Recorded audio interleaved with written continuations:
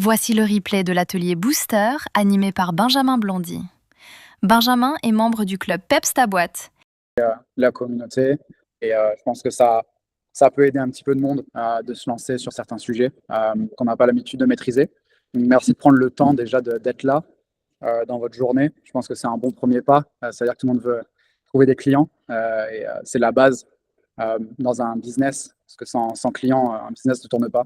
Donc, je m'appelle Benjamin, bienvenue à tous et le but de cet atelier, c'est vraiment de partager la base d'une méthode qui a fonctionné pour moi pour trouver un maximum de clients. Donc, c'était un petit peu différent. Il faudra l'adapter, bien évidemment, à votre business et à vos process. Parce que moi, j'étais plutôt dans une boîte américaine. On allait chercher des clients en parlant à des directeurs. Donc, il y avait toute une structure commerciale un peu plus étoffée. Mais aujourd'hui, globalement, on a tous besoin de clients en tant qu'indépendant, peu importe le business que vous mettez en place. Et je pense qu'il y a très peu de personnes qui mettent en place les bons éléments au niveau marketing et au niveau commercial pour finalement développer leur business correctement. Et aujourd'hui, on a deux façons de trouver des clients. C'est soit on est très visible sur Internet, on partage du contenu, on monte sa tête et on n'a pas peur d'y aller, ce qui n'est pas la majorité des personnes parce qu'on est souvent anxieux de partager du contenu. Ou alors on partage du contenu un peu plus texte, un petit peu de la valeur. On essaye d'avoir un maximum d'interaction, mais ajouter à ça, il faut aller prospecter d'une certaine façon. Donc voilà, je voulais un petit peu montrer les bases, qu'est-ce qu'on peut mettre en place sur notre profil LinkedIn, qu'est-ce qu'on peut mettre en place comme méthode assez simple à implémenter pour aller chercher ces premières discussions intéressantes avec des prospects qui finalement pourraient être notre client parfait. Et voilà. Donc on peut démarrer sur la première slide et directement rentrer dedans. Allez, go. L'idée avant de ouais, je ne sais pas si Manu, tu peux switcher sur la deuxième. Ouais. Aujourd'hui, en fait, déjà, il faut poser les bases avant même de partir prospecter, avant même d'envoyer des messages un par un. Je pense que tout le monde devrait réfléchir un petit peu au process à établir. Et la première chose, je ne sais pas combien de personnes qui sont dans l'appel ont déjà un LinkedIn qui est bien rempli. Vous avez une belle photo sur LinkedIn, vous avez une bannière, vous avez une biographie qui est déjà implémentée. Mais globalement, c'est ce qu'il faut faire en premier avant d'être visible parce que n'importe qui peut chercher la meilleure assistante, le meilleur contrôleur de gestion, peu importe le business que vous avez. Et en fait, s'il tombe sur votre profil et qu'il n'y a rien ou qu'il n'y a pas un message avec la valeur et votre promesse finalement de ce que vous pouvez apporter, déjà, la personne va probablement sortir de votre profil et ne va pas forcément être intéressée. Donc déjà, capter ces personnes qui rentrent sur votre profil, c'est une chose plus qu'importante. Et donc, je vous invite bien sûr à remplir toutes vos expériences professionnelles, un maximum de compétences sur votre profil, une belle photo. Là, on va parler de la biographie et notamment du sous-titre qui sont super importants parce qu'ils communiquent la valeur. D'après moi, je pense que cette biographie, elle devrait avoir une structure préétablie qui est douleur, crédibilité, solution. Douleur, quelle est la douleur de votre prospect et pourquoi potentiellement il aurait besoin de vous. Donc, douleur, mon client aujourd'hui manque de structure, mon client aujourd'hui est débordé, mon client aujourd'hui il n'arrive pas à gérer ses équipes commerciales. Crédibilité, je l'ai déjà fait pour. Donc, si vous avez des chiffres, c'est encore mieux. Si vous n'en avez pas, c'est pas grave. Je pense qu'il faut quand même démarrer en quelque part. Et solution, qu'est-ce que vous apportez et pourquoi vous êtes la personne qui peut résoudre son problème. J'ai vu un contenu qui a été partagé sur Peps hier ou avant-hier qui dit vous avez juste besoin d'être meilleur que la personne en face de vous, d'être plus compétent que la personne en face de vous. C'est totalement vrai. On n'a pas besoin d'être le meilleur pour se lancer. Mais si déjà vous pouvez accompagner cette personne-là, lui gagner du temps, lui gagner de l'argent, vous pouvez accompagner n'importe qui tant qu'il y a cette transmission de valeur qui est assez importante. Ce que je voulais faire, un petit atelier, je ne sais pas si tout le monde est un petit peu branché au niveau de l'intelligence artificielle sur ChatGPT, Claude, ces plateformes-là. Mais globalement, il y a un petit prompt là sur le slide. L'idée, ça serait que, je ne sais pas si on va avoir le temps, mais globalement, même ce support va être partagé à la fin. Chacun puisse utiliser ce prompt et se créer sa biographie en quelques minutes. Parce que globalement, vous avez juste à mettre ça sur ChatGPT aujourd'hui, ce prompt avec je m'appelle tant, je fais tel métier, mon client idéal, voilà qui c'est, et la douleur concrète, et ce que vous pouvez résoudre, et vous pouvez avoir 3, 5, 10 versions en quelques minutes. Donc, des fois, on manque de temps. On a toujours tendance à dire on manque de temps en France. Personne n'a le temps pour prendre un appel, personne n'a le temps pour changer sa biographie, mais en fait, ça prend 5 minutes. Donc, voilà, que tout le monde puisse le faire. Je pense qu'on va peut-être sauter, Manu, pour aller à l'essentiel. Je pense que tout le monde pourra s'en Oui, et occuper. puis si on a du temps à la fin, on le fait, mais sinon, effectivement, on saute. Mais globalement, ce qu'il faut retenir, c'est voilà. Déjà, commencer par avoir un profil clair. Bien sûr, il y a plein de choses qui peuvent être faites. Vous pouvez inviter des personnes à votre profil LinkedIn pour vous suivre. Vous pouvez demander des recommandations. Il y a énormément de choses mais on ne peut pas rentrer dans les détails aujourd'hui. S'il y a des personnes qui sont intéressées, vous aurez mon contact à la fin et n'hésitez pas à m'envoyer un message. Manu, slide 3. Allez. Ce que je veux passer comme message, c'est qu'il faut déjà bien arriver à cibler ces prospects types. Et d'après moi et mon expérience, c'est pas du volume ou de la personnalisation, les messages qu'on va envoyer ou les personnes qu'on va contacter, c'est les deux. Tout simplement parce que aujourd'hui, vous pouvez contacter 10 personnes avec le meilleur message du monde. Peut-être que ce message ne va pas trouver de réponse. Peut-être que les personnes sont aussi débordées que vous. Peut-être qu'ils ont lu votre message, ils ont oublié de répondre. Peut-être qu'il y a plein de raisons pour lesquelles les personnes ne répondent pas. Donc, il faut séparer vos prospects en deux parties. La partie 1, c'est les prospects parfaits pour votre business. Et les deuxièmes, c'est aussi le prospect le plus parfait possible, mais qui n'est pas votre priorité numéro 1. Globalement, le prospect 1, c'est une personne que vous connaissez, quelqu'un avec qui vous pouvez engager, vous aimez son contenu, vous aimez la personne qui est en face ou son business, et vous allez trouver beaucoup plus d'accroche pour aller communiquer avec cette personne-là, pour aller commenter un de ses posts, pour aller liker son post, pour lui envoyer potentiellement un message vidéo, un message vocal qui est beaucoup plus personnel. Donc, ça, c'est la première partie. Même si vous n'avez pas encore engagé avec votre prospect, même si vous n'avez pas envoyé de message, échanger, lui mettre un commentaire, lui mettre un like 2, 3, 4, 5 fois, la personne va revoir votre nom. Il y a une notification qui est poussée à chaque fois par LinkedIn. Benjamin a aimé votre contenu. Benjamin a aimé votre contenu. Super, votre post est super pertinent, j'ai appris ça. La personne va être flattée. Donc, globalement, tout le monde aime recevoir de l'engagement, tout le monde aime recevoir un commentaire. Et c'est quelque chose à ne pas négliger. Vous n'arrivez pas en tant qu'étranger quand vous envoyez un message, quand vous avez déjà fait ce travail de commentaire, ce travail de j'interagis avec la personne. Et le volume, c'est aussi quelque chose à ne pas négliger parce que c'est quelque chose qui prend peu de temps et on va plus parler de génération de 20 messages différents ou 10 messages différents, 3 messages différents en fonction de votre capacité à générer du contenu avec l'intelligence artificielle que vous pouvez envoyer à 30 personnes différentes. Et là, l'idée, ça va être de tester, mesurer, voir ce qui fonctionne. Si vous voulez tester 3 messages, vous envoyez 10 messages de chaque type à 10 prospects potentiels, à 10 clients potentiels, pardon, et vous allez voir ce qui en ressort, lequel convertit le mieux et lequel il faut pousser. Quand on a un contenu qui fonctionne ou quand on a un message qui fonctionne assez bien, l'idée, c'est de ne pas s'arrêter à juste ce message. Ce n'est pas parce qu'il fonctionne aujourd'hui qu'il fonctionnera demain. Les choses évoluent assez vite, donc il faut continuer de tester, même si ça va faire baisser notre taux de réponse. Voilà. Les signaux qu'on peut trouver sur LinkedIn, c'est les posts. Si une personne a été recrutée, un changement de poste, ça c'est pareil. Pour avoir ces signaux-là, il y a des filtres qu'on peut trouver sur LinkedIn. On pourra rentrer dans le détail si ça intéresse du monde une autre fois ou en privé. Voilà, je pense que la routine hebdomadaire de chacun, ça devrait être envoyer 20-30 messages minimum et faire 3 actions ciblées sur vos top prospects. C'est à peu près tout. C'est assez facile à mettre en place, mais voilà, il faut quand même un petit process. C'est à peu près tout sur la partie ciblage des personnes à aller chercher. Et bien évidemment, la prospection et aller chercher des personnes, c'est une histoire de timing, c'est une histoire de message, c'est une histoire de beaucoup de choses, mais des fois, il y a des personnes qui ne sont pas intéressées par rapport à votre service ou par rapport au produit que vous avez à l'instant T. Ça ne veut pas dire que cette personne-là ne sera pas intéressée dans 3 mois. Donc, avoir à l'esprit qu'une personne, quand vous êtes rejeté ou qu'il y a un non, ce n'est pas un non définitif, c'est un non à ce moment précis. Donc voilà, ça on a tendance un petit peu à l'oublier, de mettre de côté ces personnes-là, mais il faut quand même potentiellement re-engager avec ces personnes-là à l'avenir. Manu, je pense que sur ça, c'est à peu près bon. Là, je voulais partager un échange que j'ai eu, ça fait un petit moment quand j'étais dans la boîte américaine, notamment sur le marché français.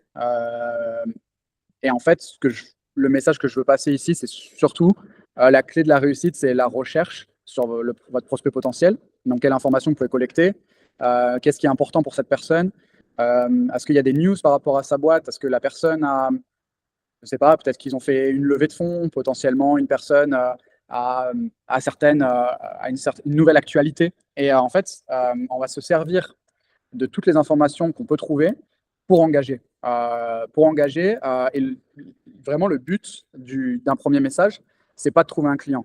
Si on essaye de trouver un client et pitcher, et on a tendance à l'oublier, on a tendance à rentrer là-dedans assez facilement, et moi le premier, il y a plein de messages qui sont pas bons et qu'on évite d'envoyer au fur et à mesure du temps. Mais le but du premier message, c'est d'avoir une réponse. Déjà, avoir une réponse, ça engage une conversation, et c'est pas facile d'avoir une réponse et d'avoir quelqu'un d'intéressé, mais il faut attirer son attention. Donc là, ce que j'ai fait avec cette personne-là, qui était, je crois, une personne sur la qualité chez Alstom, c'était une vidéo très ciblée sur un process chez Alstom, quelque chose d'assez personnel et rigolo, si je me souviens bien. Et en fait, j'ai eu une réponse. Mais ça suffit généralement pas. Je ne sais pas si vous pouvez lire la discussion, mais globalement, je lui propose un rendez-vous. Et en fait, j'ai aucune réponse, malgré le fait qu'elle ait déjà répondu. À ce moment-là, 90% des gens, 95% des gens s'arrêtent là et disent j'ai pas de chance, dommage, le commercial, la prospection, ça marche pas. En fait, il faut être un peu déterminé. Il faut revenir 2-3 jours après. Il faut proposer à la personne de se rencontrer, de poser un rendez-vous. Il faut potentiellement lui envoyer un document avec de la valeur. Il faut potentiellement partager quelque chose de nouveau. Et il y a des personnes, au bout de 1-2 messages, ça va fonctionner. Peut-être que des personnes ont besoin d'avoir un peu plus confiance en vous, d'avoir reçu un peu plus de valeur pour accepter de partager une demi-heure. Parce que tout le monde est débordé, tout le monde a un temps limité. Donc, c'est plutôt normal de ne pas accepter des appels avec quelconque inconnu. Donc, voilà. Et ensuite, l'idée, c'est vraiment d'arriver à décrocher un rendez-vous, parce que c'est là où vous allez pouvoir tisser la meilleure relation et vraiment partager ce que vous pouvez apporter. On ne va pas rentrer dans le détail d'une qualification dans un rendez-vous, mais globalement, le premier rendez-vous, il n'est pas fait pour normalement vendre son produit. Il est fait pour qualifier son prospect et comprendre quel est son besoin. Comment on peut l'accompagner au mieux, et ne pas tomber dans j'ai une présentation PowerPoint et je lui montre tout ce que je sais faire, avec qui je bosse. La personne, globalement, elle s'en fiche. En fait, elle a juste envie de vous raconter votre problème, vous compreniez ce dont elle a besoin, et si vous pouvez y répondre, et rapidement. C'est à peu près ça. Ce qu'on peut essayer d'éviter de faire aussi, c'est partager des informations de type tarification dès un premier échange. Déjà, il faut arriver à comprendre si la personne vient pour les bonnes raisons, si ça peut être votre client parce qu'il a envie de changer, parce qu'il a envie parce qu'il est convaincu par votre service plutôt que par votre tarification. Voilà, donc c'est ce que je partagerai dans cette slide. Niveau message, Manu. Et la prospection, finalement, c'est des maths. C'est-à-dire qu'il faut arriver à finalement suivre vos chiffres et comprendre vos données. Donc, ça va prendre un peu de temps d'avoir ces données-là, mais si on comprend que pour avoir 2 clients qui signent, on a besoin de contacter 50 prospects, c'est beaucoup plus facile de se fixer des objectifs chaque mois ou chaque année, et de savoir ce qu'il vous reste à faire pour arriver à cet objectif-là. Parce qu'on a tendance à plutôt dire je vais envoyer le maximum de messages possible pour arriver à tel objectif. Mais en fait, c'est bien de le prendre à l'envers et de dire qu'est-ce que j'ai envie de faire cette année-là, qu'est-ce que j'ai envie de faire ce mois-ci, cette semaine. C'est bien de détacher les objectifs également année, mois, semaine, même journée. Et qu'est-ce que je peux faire par rapport au temps que j'ai, par rapport à l'énergie que j'ai pour contacter ces personnes-là. Il y a quelque chose un message que j'aimerais passer également. En prospect ou quand on va chercher des clients, il y a des moments où on a plus ou moins d'énergie, il y a des journées où on a plus ou moins de peps. Et au final, c'est élaboré. Ouais. Et au final, il faut s'écouter, il faut écouter son énergie. C'est-à-dire que si vous avez eu la meilleure journée du monde, ne vous arrêtez pas là. Si vous avez 3 rendez-vous clients qui se passent très bien, bah, continuez à envoyer ces messages vidéo, continuez à envoyer ces messages audio et faites 2 heures de plus dans votre journée parce que les personnes vont l'entendre, les personnes vont sentir que cette énergie elle est positive. Les journées où on n'est pas au top, et ce qu'on fait, c'est qu'on se met sur LinkedIn, on connecte avec des personnes, on pose ces petits commentaires et on envoie ces messages écrits. Et on évite d'engager avec le son de votre voix. Et voilà. Mais c'est important d'écouter un petit peu son corps, d'écouter son énergie, parce qu'en tant que personne qui se lance, en tant qu'entrepreneur, l'énergie varie et voilà. C'est super, super important et vraiment sous-estimé.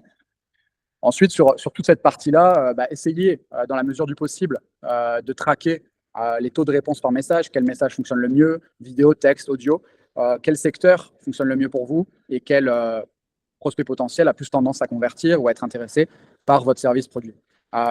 Vous pouvez essayer de traquer ça dans un Excel. Dans l'immédiat, je pense que c'est plus que suffisant sur le volume sur lequel on parle. Si demain, vous êtes une entreprise qui voulait mettre en place un process un peu plus élaboré, dans ce cas-là, vous pouvez partir sur d'autres logiciels, créer des automatisations, etc. Mais ça, je pense que c'est quelque chose qu'on peut traiter individuellement si les personnes sont intéressées. Encore une fois, on peut en discuter en privé.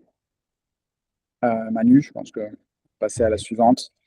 Donc voilà, on a un peu couvert la partie LinkedIn, message. Comment on fait pour créer ces messages assez rapidement, en quelques secondes, en quelques minutes, parce qu'on a quand même besoin d'être efficace, on a plein d'autres choses à faire en tant qu'entrepreneur dans notre journée. Globalement, ce que vous pouvez faire, c'est aller sur LinkedIn, copier le profil, donc l'URL, c'est du profil de la personne, ou alors faire une capture d'écran du profil de la personne ou d'un de ses derniers posts et de rentrer ça en fait sur ChatGPT, sur Claude, et qui vous aide à créer un message prêt que vous pouvez bien sûr adapter pour votre prospect. Donc là, j'ai mis un petit prompt que vous pouvez reprendre pour essayer de commencer à créer vos premiers messages. Voilà. Le message le plus important, le pire, c'est de rien envoyer parce que tu n'avais pas le temps de faire une vidéo. C'est un peu ça. Des fois, on a tendance à dire qu'on ne peut pas. Bon, déjà, si on n'a pas de temps dans une journée, on veut faire du sport, on commence par faire 15 minutes de sport, on commence par faire 10 pompes et 10 flexions et 2 minutes de chaise. Là, c'est la même chose. On envoie quelques messages, on essaye de se donner de l'énergie et d'être content du progrès qu'on fait chaque semaine, chaque journée. Voilà, faut être, même si on n'envoie pas les 30 messages dès la première semaine, même si on ne fait pas ces vidéos dès la première semaine, voilà, c'est important de commencer, c'est important de le faire parce que ça va vous donner de l'énergie, de commencer à recevoir des réponses et de trouver vos premiers clients. Si des personnes ont déjà énormément de clients, continuez à maintenir en fait cet équilibre parce que globalement, on n'est jamais à l'abri d'avoir une baisse d'activité. Donc, c'est bien d'avoir un process en place qui vous permet d'avoir un business qui va soit qui va se maintenir ou qui va continuer de grossir. Ouais. Manu, ouais. Je suis un peu à la bourre, en fait, je me rends compte. Je suis désolé. Et ensuite, on va faire très court, hein, du coup, pour prendre les questions. Mais globalement, dans l'agenda, fixez-vous chaque semaine, prenez 3 heures, vraiment.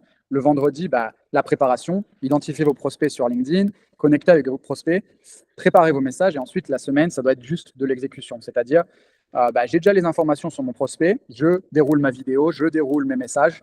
Et en milieu, fin de semaine, je refais mes relances sur toutes les personnes qui ne m'ont pas répondu. Je fais l'état des lieux, qu'est-ce qui marche, qu'est-ce qui ne marche pas. Voilà. Si avec 100 contacts, vous arrivez à 6-7 conversations qualifiées, 2-3 rendez-vous ou plus, on espère, et que vous signez 1 ou 2 clients, je ne sais pas la valeur de votre service, mais globalement, ça peut être suffisant pour vous permettre de continuer à faire grandir votre business. Si on en veut plus, on fait plus de volume, on fait plus de messages, on met en place un process plus important. Mais ça dépend de chacun. Et voilà, globalement, la fin, c'est un petit peu le même message, c'est juste un récap. Voilà, si vous avez des questions sur cette prospection, sur des filtres, sur des automatisations, sur l'intelligence artificielle, n'hésitez pas, c'est le moment. Si vous avez une problématique particulière dans votre business, voilà, j'attends vos questions. Tu penses du coup que c'est important, en plus de faire tout ce travail de prospection, de quand même créer du contenu à côté Si jamais voilà la personne, elle nous voit, ok, on a la bio, mais du coup, on est d'accord que c'est nécessaire de continuer à faire du contenu pour montrer notre façon d'être, ce qu'on peut vraiment apporter. Qu'est-ce que tu penses de ça? Bah alors 100%, déjà, le commercial, c'est presque secondaire aujourd'hui, en 2026. Aujourd'hui, faire du contenu, être visible, partager ce qu'on fait et que les personnes puissent un petit peu rentrer dans notre intimité et comprendre qui on est, ça va toujours être plus fort que faire de la prospection. La seule différence, c'est que le contenu, notre énergie peut varier, on peut en faire un petit peu moins par moment. On ne peut pas vraiment prédire exactement les résultats quand on n'est pas un master dans l'exercice de la prise de parole en public, de raconter une histoire, des angles de comment créer des vidéos. Donc ça, je pense qu'il n'y a personne ici ou alors peut-être que je me trompe, mais qui fait des vidéos et qui aujourd'hui peut partager ça et une énorme connaissance, alors que la partie commerciale, c'est quelque chose que tout le monde peut mettre en place ici, que tout le monde peut faire assez simplement finalement, parce que ça ne demande pas d'être un génie. C'est juste une histoire de temps et de le mettre en place finalement. Le contenu, ça va juste te pousser, ça va juste ramener de la confiance sur les personnes. Donc quand on les contacte, la première chose qu'ils vont faire, c'est aller voir le profil et regarder les derniers posts, potentiellement regarder votre expérience. Et là, forcément, ça pèse dans la balance. Oui, tu le disais, des fois, ce qui peut aider, c'est d'être un peu original, partir peut-être un peu dans l'humour aussi pour connecter, parce qu'il faut d'abord connecter, il faut créer ce lien humain. Les gens, ils aiment ça, ils en ont besoin, ils veulent connecter. Ensuite, ils vont te parler de leurs problèmes, ils vont avoir confiance, ils vont se confier. Et c'est là où après, peut-être qu'on peut le résoudre, peut-être qu'on ne peut pas le résoudre, mais si on peut le résoudre, peut-être qu'on peut proposer justement des choses, des services pour s'occuper de tout ça. Et c'est vrai que c'est bien de rappeler tout ça. Je pense que ta présentation, elle est ultra claire et il y a des fondamentaux, il y a des tips vraiment sympas. Il y a, comme tu disais, en 2026, le côté IA qui est intéressant. C'est un outil. Il y a ceux qui l'utilisent, il y a ceux qui ne l'utilisent pas. Ça peut faire clairement gagner du temps. Mais l'humain, finalement, est toujours là. Et ça va être intéressant d'essayer d'orienter Claude, ChatGPT sur des prompts, puis de venir les corriger, d'amener sa patte perso et derrière de contacter ses prospects, de voir ce qui marche, ce qui ne marche pas, faire des KPI, analyser tout ça et puis continuer à avancer dans l'action. Ouais, c'est super. Aujourd'hui, j'ai vu un post pas plus tard qu'hier où ChatGPT, Claude, qui sont des boîtes d'intelligence artificielle, continuent à recruter des commerciaux pour faire de la prospection. Alors qu'on a tendance à entendre maintenant que sur LinkedIn, on peut avoir de la prospection en automatique. Alors pourquoi ces boîtes-là continuent à engager des personnes pour faire de la prospection? Tout simplement parce que adapter les messages, tester, trouver l'angle, les meilleurs prospects, l'intelligence artificielle peut se tromper finalement. En tant qu'humain, on a quand même ce bon sens, on a quand même cette capacité de raisonnement qui, aujourd'hui, pas dépasse l'intelligence artificielle, parce que l'intelligence artificielle bien calibrée et bien préparée peut potentiellement arriver au même résultat, mais la majorité des personnes ne sont pas aujourd'hui n'ont pas le niveau d'utiliser l'intelligence artificielle au niveau que l'intelligence artificielle peut nous donner. Donc en fait, c'est ça le problème, c'est qu'aujourd'hui on lui donne des choses très très simples et très floues, alors qu'on peut aller beaucoup plus loin, mais il faut quand même avoir les compétences de savoir qu'on est capable de faire avec et comment connecter tous ces éléments. Et ça, à moins d'être quelqu'un qui s'intéresse énormément à l'intelligence artificielle ou qui se forme sur le sujet, on l'utilise à 2%. Donc voilà. L'humain reste central. Et là, dans la présentation, globalement, tout ce qu'on a dit, on peut le faire sans intelligence artificielle, mais ça va juste vous faire gagner du temps, au moins faire vos messages, au moins identifier votre cible plus rapidement grâce à ces outils. Ouais, et hyper intéressant, et Tiffany, tu l'as rappelé, de justement venir conjuguer différentes matières, finalement les posts, le marketing, derrière venir rajouter une couche avec la prospection, s'aider justement de tout ce qu'on a fait, parce que ça vient créer de la crédibilité, le fait qu'on fasse des posts de manière régulière, des beaux posts, etc. Derrière, quand on va prospecter, le prospect, pas fou, il va venir voir aussi notre LinkedIn, etc. S'il n'y a pas de post, si c'est pas beau, si la bannière est floue, derrière, ça ne va pas bien fonctionner. Donc c'est vrai que c'est toute une conjugaison de choses et vous l'avez rappelé, ça c'est super. On a un peu dépassé. Est-ce que quelqu'un a encore une question sur ce sujet? C'est OK pour tout le monde. On va de toute façon, donc il y aura l'enregistrement sur la page YouTube de Peps à boîte. Donc si vous voulez revoir, vous pourrez. On est également un club d'affaires en ligne où on crée des mises en relation entre chefs d'entreprise. L'idée principale, c'est qu'un chef d'entreprise ne reste pas isolé dans son coin, mais qu'il puisse connecter facilement avec d'autres membres PEPS. Donc, vous pourriez, pour certains, alors là, il y a beaucoup de PEPS dans la vidéo, mais il y en a quelques-uns qui ne le sont pas encore. Vous pourriez, si vous le souhaitez, devenir des PEPS comme nous et connecter et du coup agrandir votre réseau et donc agrandir vos opportunités business. Pour ça, on va vous proposer, si vous le souhaitez, de vous inscrire à une réunion Calendly où je viendrai vous expliquer en 15 minutes, 15-30 minutes, en fonction de vos questions, de vos besoins, comment fonctionne le club et comment l'intégrer. Donc là, Manon, si tu veux mettre éventuellement dans le chat le lien vers le Calendly. Sinon, si vous êtes là, c'est probablement qu'une personne qui vous veut du bien vous a proposé cette visio. Donc, vous pourrez aussi lui demander le lien Calendly. Elle l'a. Si elle l'a plus, elle me demandera et je lui enverrai. Donc, comme ça, vous regardez le calendrier. Si ça vous intéresse, vous pourrez vous inscrire. Au niveau du club, il y aura aussi assez régulièrement des présentations comme ça, d'à peu près 30 minutes sur des sujets intéressants, notamment sur la communication, parce que ça, en 2026, c'est hyper important. Beaucoup plus de monde utilise maintenant les réseaux qu'avant. Et donc, il faut réussir à se démarquer en faisant des choses de qualité. Donc, nous, c'est ce qu'on recherche dans le club, c'est d'avoir des membres de qualité qui font de la qualité, qui proposent des choses. Donc là, c'est le cas. Le prochain, ce sera a priori le 11 mai.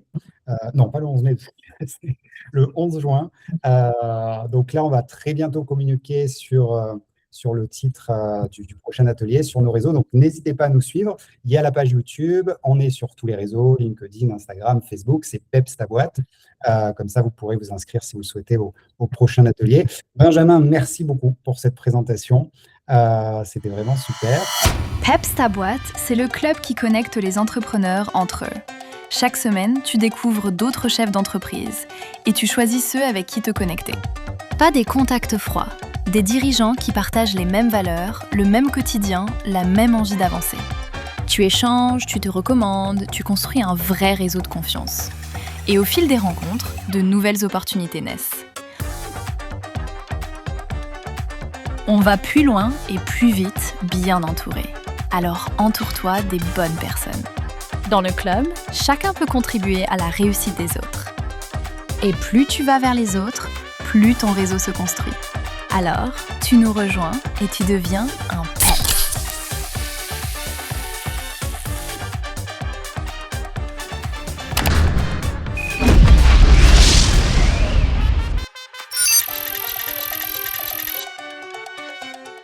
Pour un PEPS, il n'y a plus de limite.